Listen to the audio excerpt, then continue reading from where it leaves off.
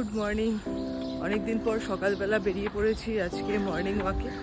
Generally আমি তো cycle নিয়েই বেরোই, কিন্তু আজ মনে হলো সাইকেল চালাবো না, একটু ওয়াক করি। এখন বাজে সকাল 5:24। তো কলকাতার ঘুম এখনও ভাঙেনি। আমি এখন হাঁটছি টুয়ার্ডস অভিষিক্তা। এই রোডটা এমনি সময় সন্ধেবেলায় দিনের বেলায় কত বিজি থাকে, এখন একদম ফাঁকা। সানরাইজ হচ্ছে, পুরো আকাশটা একটা রেডিশ কালার হয়ে আছে। আর একটু সামনে গেলে এক্সপেক্টেড সানরাইজটা একটু ভালো করে বোঝা যাবে।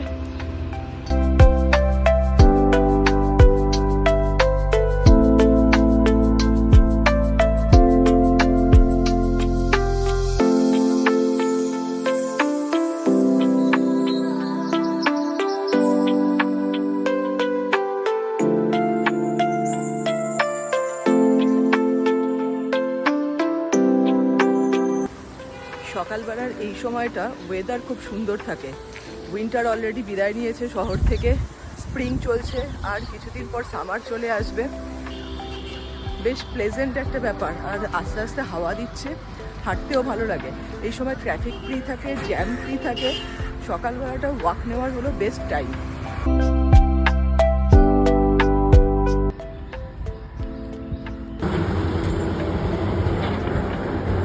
এই স্প্রিং টাইমে কলকাতার রাস্তায় ফুলগুলো প্রচুর দেখা যায়।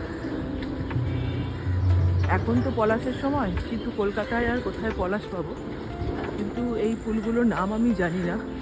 রাস্তার দু সাইডে প্রচুর হয়ে আছে,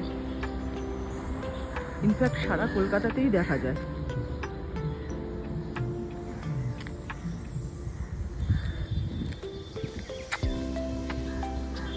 দেখতে খুব সুন্দর লাগে, কি সুন্দর একটা কালার এটা। এখন বাজে 6টা। এই সময় কিন্তু বাজার বসে গেছে, আর আমি বাজার থেকে কিনে নিয়েছি 1 কিলো শসা।